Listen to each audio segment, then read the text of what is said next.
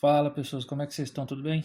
Que bom, também estou bem, muito obrigado por perguntar. Professor Pedro aqui, e hoje a gente vai dar sequência às nossas aulas de física com conteúdo do nono ano.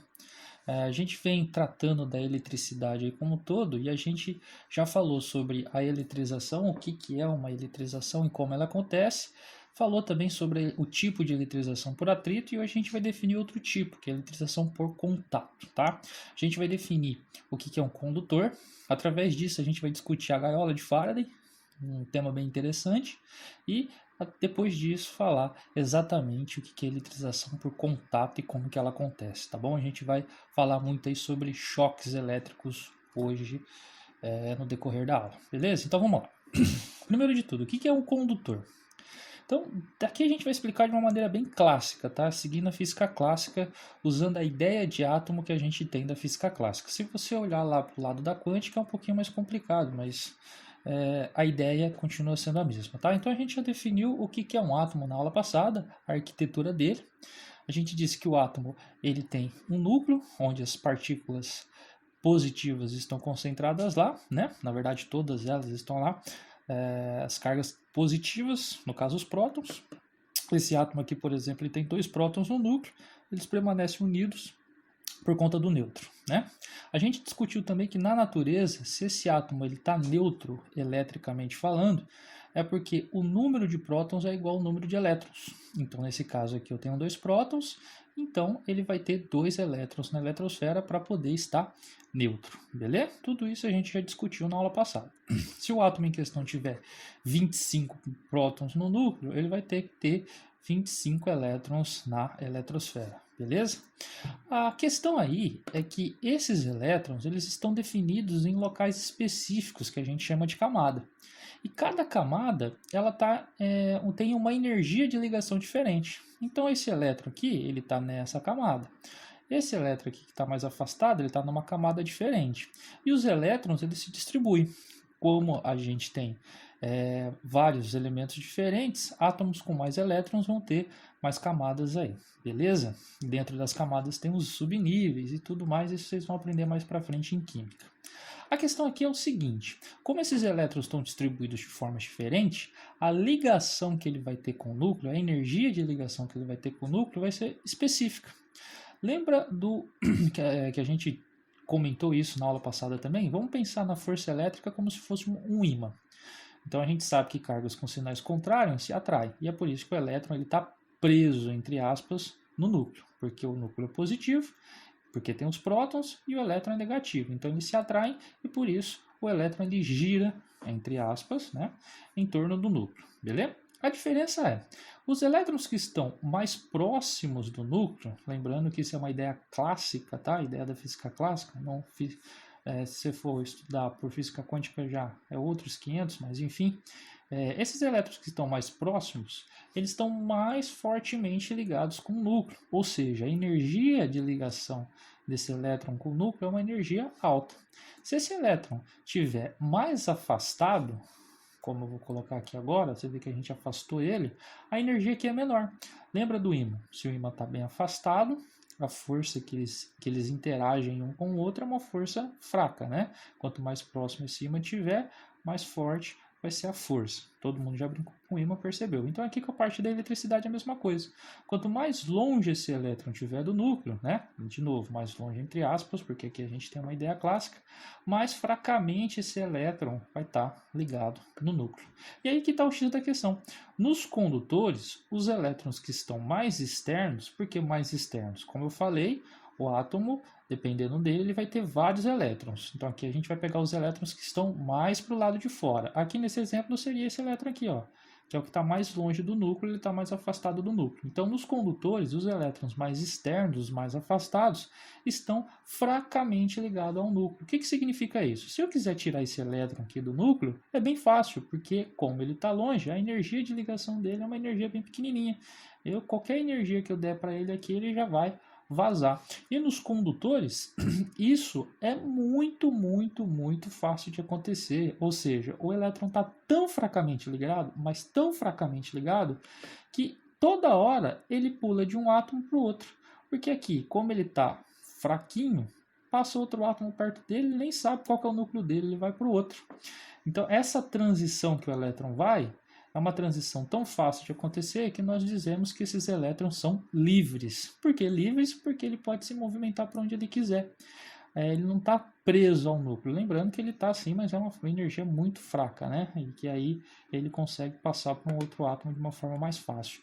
Então, esses elétrons que fazem isso, nós chamamos de elétrons livres, tudo bem? Essa é a ideia de elétron livre. São os elétrons que estão fracamente ligados com o núcleo. É por isso que o material condutor, ele é condutor. Ele possui vários elétrons livres aí, beleza? Se a gente desse um raio-x e conseguisse ver os elétrons que compõem o condutor, né, que está lá dentro do condutor, a gente ia ver isso. Os elétrons mais externos, eles iam ficar andando por aí. Ia passar de um átomo para o outro. Aí você pode falar, professor, então o átomo, o corpo aqui, ele ia ficar eletrizado, porque se ele está perdendo elétron, e aí é não, né? A resposta é não, por quê? Porque ele está perdendo elétron, mas esse elétron não vai sair do corpo, ele só vai para outro lugar desse corpo. Então pensa comigo, ó, vou colocar nesse desenho aqui. Esse elétron ele veio para cá. Então esse átomo perdeu um elétron e esse daqui ganhou um elétron. Só que um outro elétron que está lá em cima, ele vem para compensar essa falta desse daqui.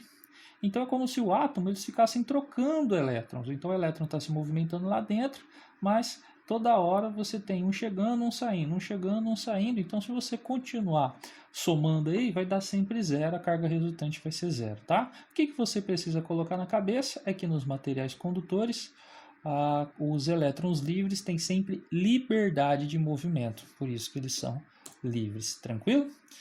Então existem níveis diferentes de condutibilidade elétrica. Por que eu coloquei isso daqui em vermelho?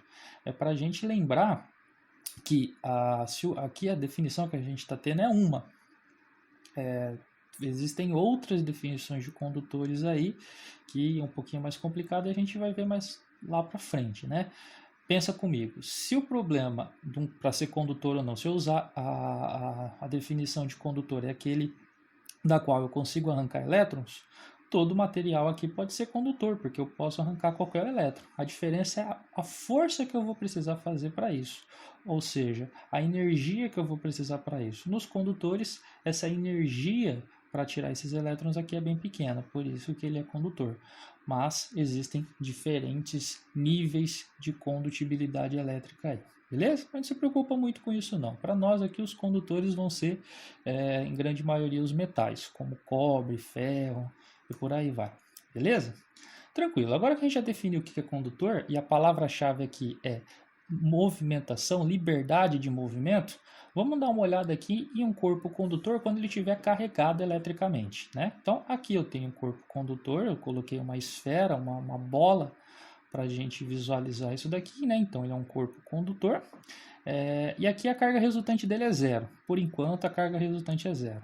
Professor, então não tem nenhuma carga elétrica dentro dele? Tem lá, ele existe, então ele é composto de prótons e elétrons. A diferença é que a quantidade de prótons é igual à quantidade de elétrons. Na hora que eu somo tudo dá zero, por isso que eu não represento eles aí. Mas todo o corpo é composto de cargas elétricas, a gente já falou isso na aula passada. Eu vou pegar esse corpo condutor agora e vamos supor que eu tenho uma luva mágica e eu vou colocar elétrons dentro dele. Então eu vou colocar aí uma quantidade X de elétrons, aí 6 elétrons. Fui lá e coloquei os 6 elétrons bem no meio da esfera. Agora essa esfera está carregada e ela está carregada com carga negativa. Ela tem 6 elétrons a mais aqui que eu coloquei. Pergunta, eu coloquei esses elétrons bem no meio, um juntinho do outro, bem pertinho. Você acredita que eles vão continuar aí, nesse mesmo lugar onde eu deixei, ou você acha que eles vão se movimentar? Pensa um pouquinho aí. Já pensou? Ainda não? Pensa mais. A resposta aqui, pessoas, é que eles vão se movimentar. Por quê? Lembra que cargas com sinais iguais se repelem? Então, esses elétrons aqui eles estão juntinhos, eles têm sinais iguais, eles vão se repelir. E eles vão se movimentar, se espalhar aí. E por que eles se movimentam? Porque o material é condutor. No condutor, as cargas elétricas têm liberdade de movimento. Lembra da nossa definição? Os elétrons aqui eles estão livres e vão se movimentar da forma como eles quiserem. No caso aqui, eles se repelem. E eles querem ir o mais longe possível, porque negativo repele negativo. O problema é que o corpo condutor termina. Então, quando chegar aqui na superfície, no limite do corpo condutor, não tem mais como os elétrons ir embora. Então, eles param aqui, eles continuam se repelindo, porém, não tem como eles se afastarem mais. Esse daqui é o limite para eles. E isso já é a primeira definição que a gente tem hoje, que é qual? Os corpos que estão carregados, os corpos condutores, quando eles estão carregados eletricamente, os portadores de carga, eles vão se concentrar na superfície. Então, se você olhar bem aqui, eu coloquei os elétrons no meio, mas ele ficou aqui no meio? Não, eles não vão ficar no meio, eles sempre se distribuem pela superfície. Aqui no meio, ó, não vai passar nenhum elétron, tá? De novo, vou até voltar aqui, ó, por quê? Porque eles se repelem e eles vão se concentrar na superfície do condutor, tá? E isso só acontece porque o material é condutor, pessoas. Nos materiais condutores, a carga elétrica tem liberdade de movimento, tá? Essa é a chamada gaiola de Faraday. O que é a gaiola de Faraday? Ela é a propriedade que foi discutida lá pelo Michael Faraday, um físico e químico inglês, lá por volta de 1800, final de 1800 e tal, que propôs isso daí. E aqui a gente tem uma aplicação disso. Ó. A gente vê que tem uma bobina aqui gigante, essa bobina está produzindo uma voltagem muito grande e a eletricidade, a corrente elétrica sai daqui da ponta da bobina e vai em direção aqui a esse rapazote. Porém, como esse rapazote, esse senhor, ele está aqui envolto em metal, esse metal funciona como se fosse uma gaiola de Faraday. Por quê? Porque o metal é condutor. E ele está fechadinho, então a gaiola de Faraday tem que estar fechada, tá? Na hora que a eletricidade ela chega aqui, lembra que ela se distribui pela superfície? Então ela vai se distribuir pela superfície da gaiola. O cara está lá dentro, não vai acontecer nada com ele, não vai passar eletricidade nenhuma para ele. Tá? Então, em um corpo eletricamente carregado, em um corpo condutor, os portadores de carga em excesso se distribuem pela superfície do condutor, tá? Pela superfície do corpo, beleza? Isso serve tanto para carga negativa quanto para carga positiva. A diferença é que a carga positiva não anda, né? Mas depois a gente fala melhor sobre isso. Não tá acreditando? Dá uma olhada nesse vídeo aqui, ó. Aqui a gente tem um avião, ele tá decolando. Aí algum familiar tá fazendo essa filmagem. Repare aqui quando ele passar pela torre, ó. Depois que ele passar pela torre, ele vai ser atingido por um raio. O senhor tá mostrando vídeo de gente morrendo? Não, repara aí.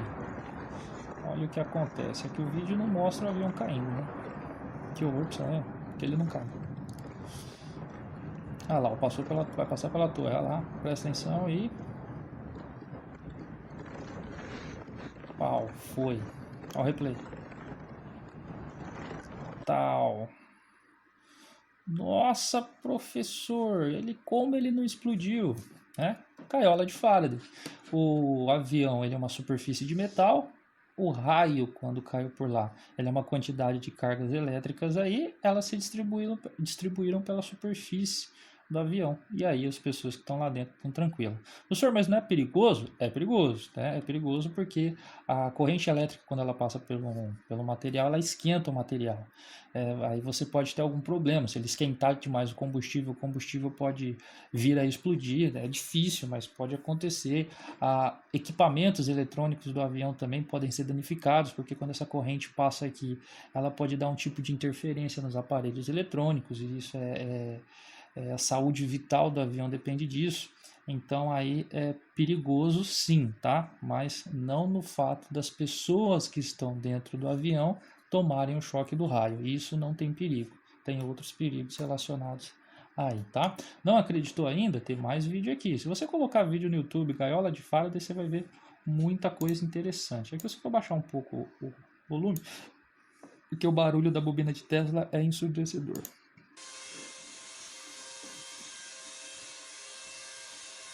Olha aí a pessoa. A gaiola tem que estar fechada, tá? Então você tem que ter o metal todo aí fechado. Como a gente falou, a eletricidade se distribui pela superfície. Todo mundo que está lá dentro está protegido, está tranquilo. Tem um filme muito bom, não é muito bom, mas ele é bem bacaninha, que é Aprendiz de Feiticeiro, se eu não me engano, né? E o filme tem o Nicolas Cage e tal. E esse filme, o personagem principal, ele salva o dia com a bobina de Tesla seguindo essa ideia aí. Olha lá, o cara dentro do arame, sossegadaço, sem tomar raio nenhum. Apesar de eu da ciência e falar isso daí, eu não teria coragem de jeito nenhum de fazer o que esse cara tá fazendo. Deus me livre. Eu que não entro num negócio desse, mas nem capega. Mas enfim, tá? Então é por isso que quando você está dentro de um carro, o pessoal fala que é o local mais seguro para você estar em caso de tempestades aí com raio. Aí você fala, professor, mas é por causa do pneu do carro. Não, não é por causa do pneu do carro, é porque o carro é de metal, então ele funciona como uma gaiola de Faraday, tá? Desde que ele esteja totalmente fechado. Então ele vai estar fechado aí para a corrente poder passar, para a eletricidade poder passar sem nenhuma resistência, sem nenhum problema, e aí ela vai se distribuir pela superfície do carro e vai embora, tá? Não é por causa do pneu de borracha, é por conta da gaiola de Faraday. Então, quando alguém chegar e falar, é melhor ficar no carro, aí algum sabichão vier lá e falar, é por causa que o pneu é de borracha. Não, não é por conta do pneu de borracha, é por conta da ideia da gaiola de Faraday, beleza? Tranquilo? Melhor lugar para se proteger de uma tempestade ou de alguma coisa elétrica é dentro de algum corpo que é metálico, beleza? Tá, então entendido isso, vamos para o core dessa aula, que é a eletrização por atrito.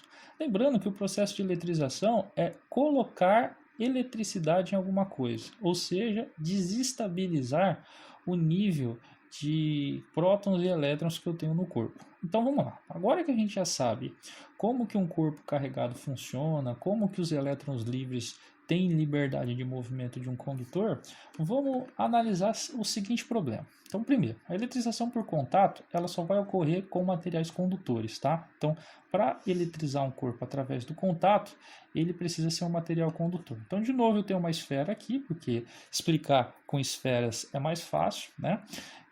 Que é uma forma bem simples aí. Então, vou chamar ele de condutor A, beleza?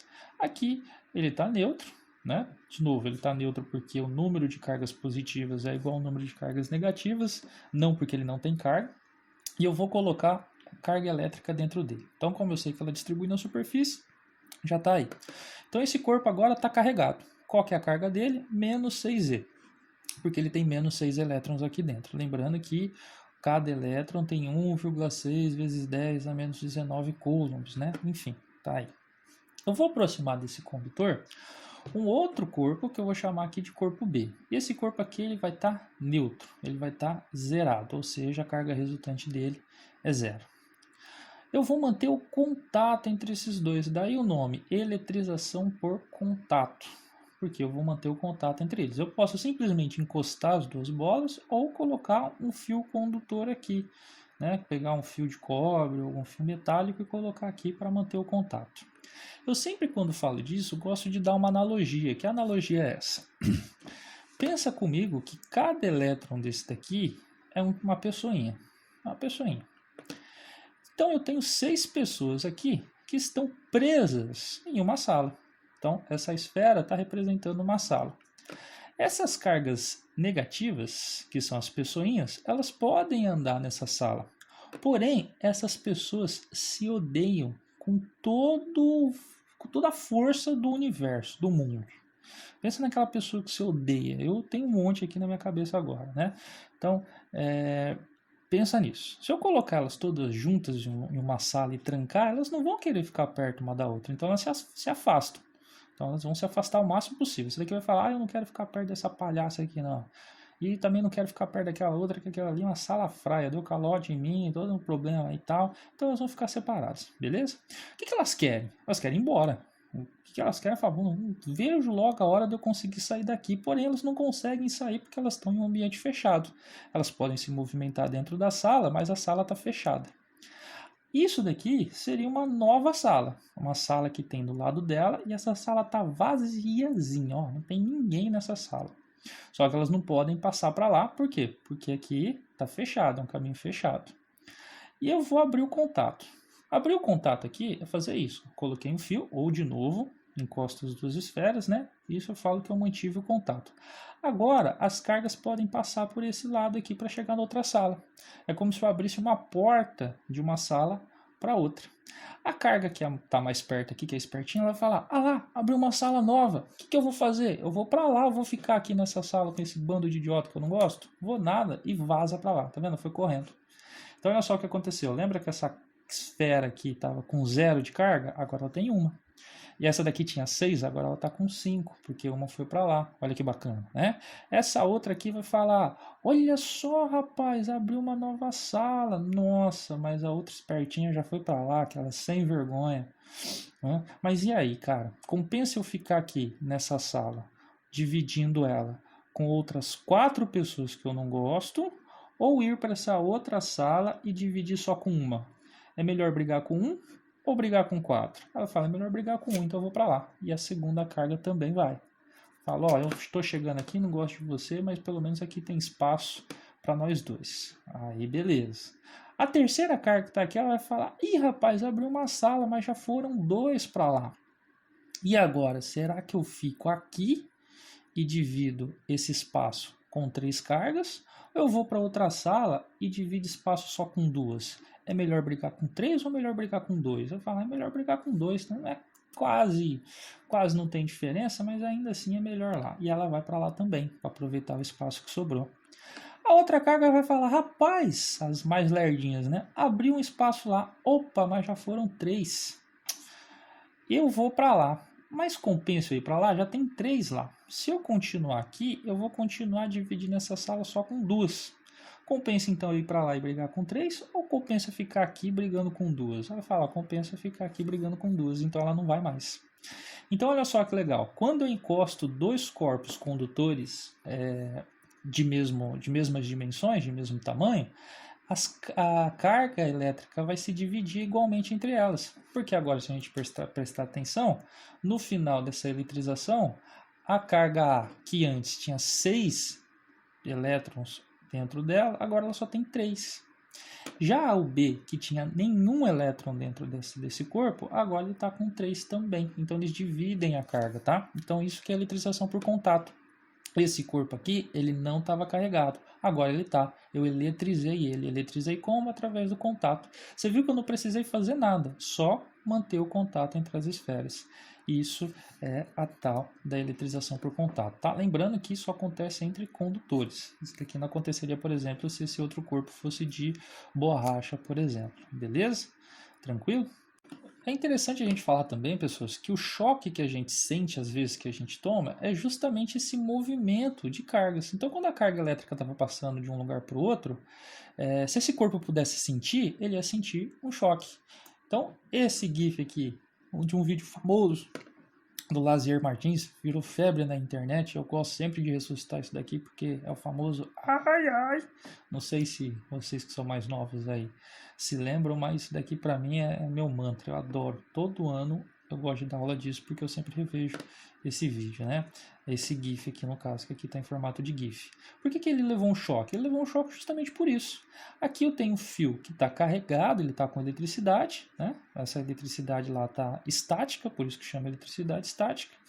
Quando ele rela no fio, aconteceu uma eletrização por contato. O nosso corpo, ele é parcialmente condutor, ele é até condutor em um nível bom aí, né?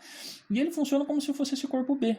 Se você tiver neutro, na hora que você rela a mão em um fio que está carregado, as cargas elétricas vão sair desse fio e ir para o seu corpo. Esse é o choque, esse é o movimento das cargas. Então, é como se você estivesse sendo eletrizado por contato. Daí, a ideia de quando você entra em contato com algum fio carregado, você toma um choque, tá? Então, beleza. Sempre a carga vai se dividir igualmente, professor? Então aqui a gente percebe que ela se dividiu igualmente. Vai ser sempre assim?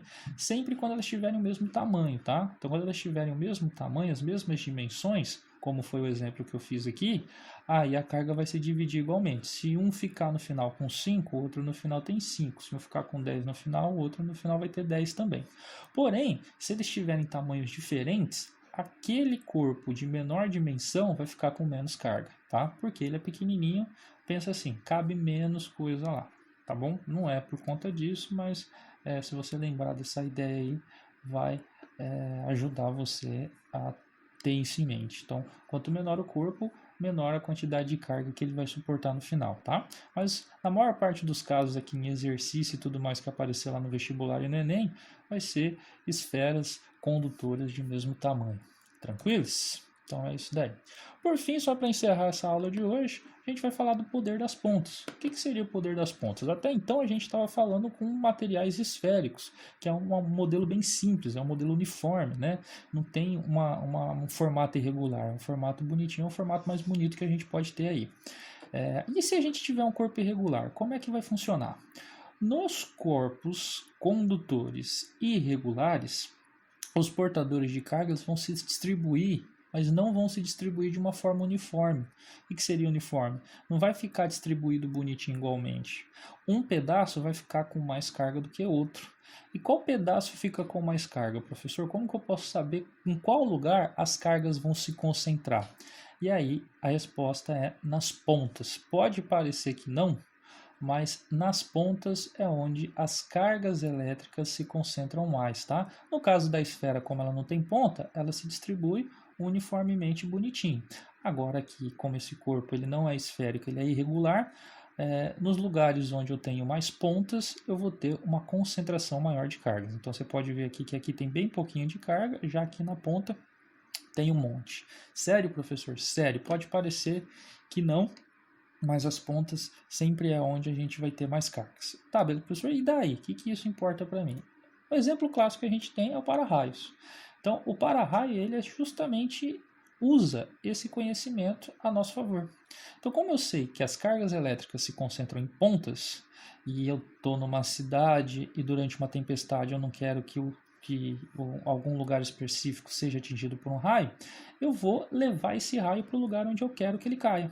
E aí eu faço o para-raio. O para-raio simplesmente é, pessoal, uma ponta de metal. O desenho do para-raio é isso daqui, ó. Olha uma foto dele, tá vendo? Parece um tridente aqui. O que vale por para-raio é a ponta. Ele não tem nenhuma coisa eletrônica, nada aqui. Não tem nenhum programa, nenhum componente. Ele é simplesmente uma barra de metal pontuda. Por quê? Para usar esse poder das pontas. Como a gente sabe que as cargas se concentram na ponta, o que acontece durante uma tempestade? A nuvem ela vai acumulando cargas dentro dela. Por que ela acumula carga? Porque as próprias partículas que a gente tem ali, de água, de gelo, elas se atritam. E a gente viu na aula passada que quando atrita um material no outro, eles vão acumulando carga por atrito. Ele fica eletrizado por atrito. Então ela vai acumulando carga cada vez mais por conta do atrito. Quanto mais tempo passa, mais carga vai acumulando aqui. E nesse ponto ela vai induzindo cargas no para-raio, na ponta do raio. Ela induz em todo quanto é lugar, no solo também e tudo mais. Mas como as cargas se concentram na ponta, então as pontas aqui vão ficar com uma quantidade maior de cargas, com uma concentração maior de cargas. Então na hora que acontecer a descarga elétrica, que é o raio, ele vai acontecer sempre vindo para a ponta, de novo, porque a ponta está mais carregada. E a gente tem essas imagens aqui. Você vê que o prédio está salvo por conta do para-raio, tá? Esse para-raio tem que ser aterrado, porque essa carga elétrica que vem para ele, ela tem que ir para algum lugar. Então, por conta disso, tem um fio, esse fio ele é levado até a terra, e aí tanto que aqui ele está preso na terra, nesse exemplo, né, nesse desenho aqui, e essa eletricidade ela é levada para a terra de forma que ela pode fluir pela terra livremente, sem machucar ninguém. Tá bom? Olha aí um GIF aí com acelerado, olha que legal. Você vê que cai nos prédios que são mais pontudos, que é onde também você coloca o para-raio, né? Quanto mais próximo da nuvem, melhor também. Então você vê que os raios estão caindo sempre nas pontas.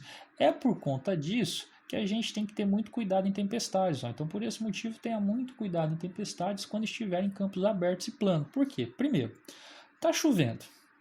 Você está lá em um lugar que está aberto, está chovendo, você não quer se molhar, você vai se abrigar embaixo de árvore. Então você vê uma árvore lá, você vai se abrigar. A árvore no campo ela é uma ponta. Então se cair um raio, a probabilidade do raio cair é maior na árvore, porque a árvore é uma ponta. Olha aí a imagem, ó.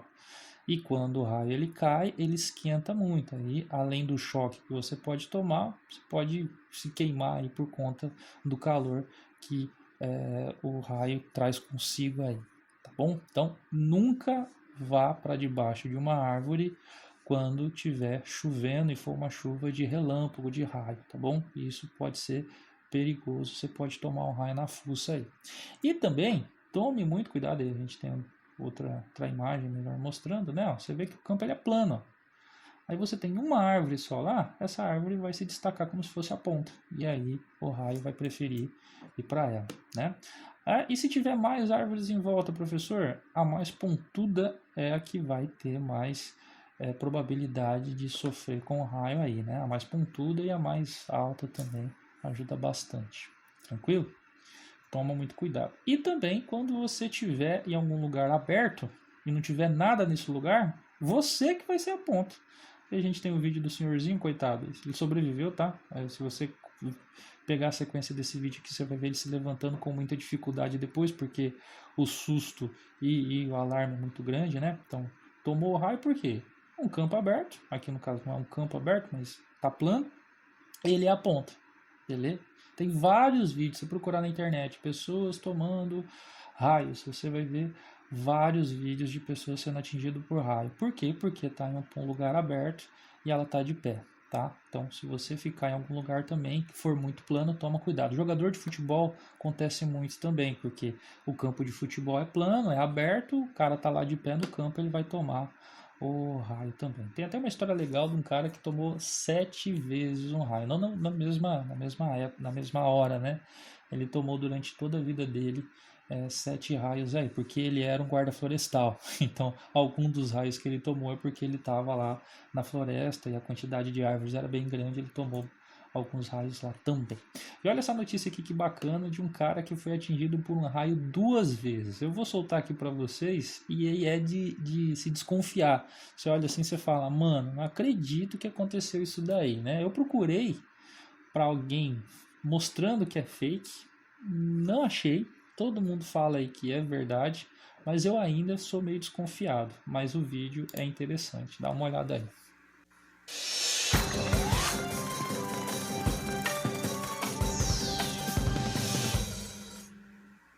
Há um ditado popular que diz: um raio nunca cai 2 vezes no mesmo lugar.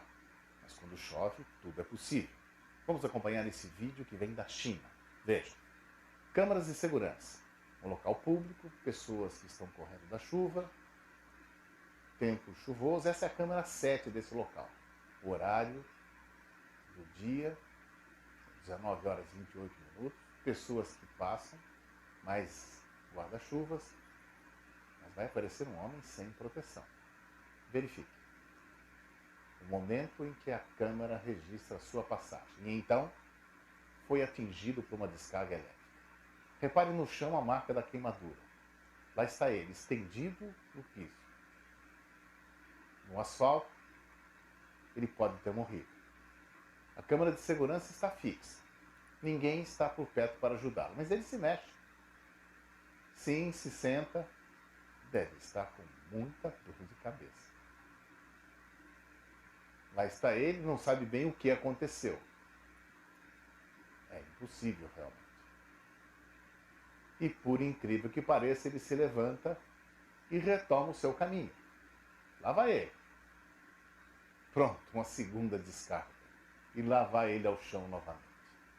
Dessa vez, pode ter sido fatal. Mas a câmera de segurança continua registrando cada segundo, cada momento. Reparem só. O homem vai se mexer. Sobreviveu a mais essa segunda descarga elétrica. Repare também que o piso do asfalto está queimado pela alta temperatura deste raio. O vídeo registra cada momento. E lá vai ele, levanta-se e volta para casa. Sobreviveu a 2 descargas elétricas.